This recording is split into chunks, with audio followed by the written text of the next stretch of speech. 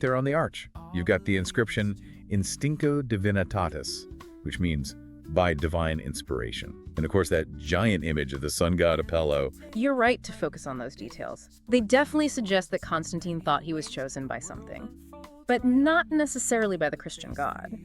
The video makes these really cool connections between Apollo, Mithras, and how Constantine presented himself. They're all associated with ideas of light, power, and creation. And then you have that massive statue of Constantine with this huge head and that possible radiant crown, almost like a halo. Again, it's all about creating this godlike image. What's striking is that he doesn't seem to have any humility. He wants to be worshipped.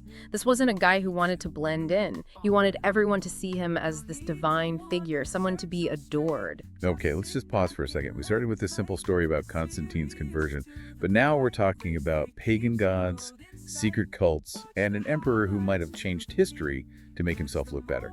Where do we even go from here? Well, I think it's time we took a trip to Constantinople, Constantine's brand new capital city. The city itself reflects his ambitions and his complicated relationship with religion. Constantinople, huh? So if Constantine was this devout Christian emperor, you'd think his new capital would be the center of Christianity, right? With churches everywhere and stuff. That's what you'd expect. But the video points out something kind of ironic. The most important feature of the city wasn't a church at all. It was this giant column with a statue of, you guessed it, Apollo on top. Oh, wow. That's pretty ironic. Here's this emperor who supposedly started this new era of Christianity.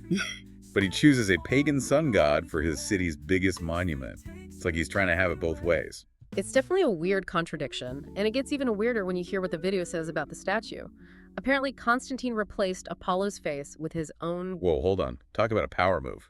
It's like he's becoming the sun god, taking all of Apollo's power and status for himself. And then to make things even stranger, he might have even put a relic of the true cross inside the statue. Yeah, we're talking about a statue of Constantine as Apollo, but with a piece of the true cross thrown in for good measure. It's this crazy mix of pagan and Christian symbolism. This makes me think that maybe Constantine wasn't just trying to convert everyone to Christianity.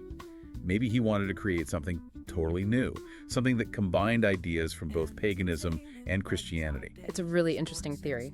And it ties into another detail about the placement of Constantine's arch back in Rome.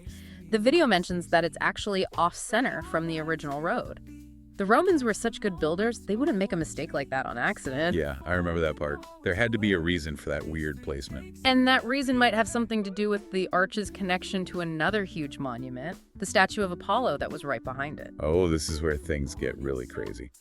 The expert in the video, Elizabeth Marlowe, is an architectural historian who specializes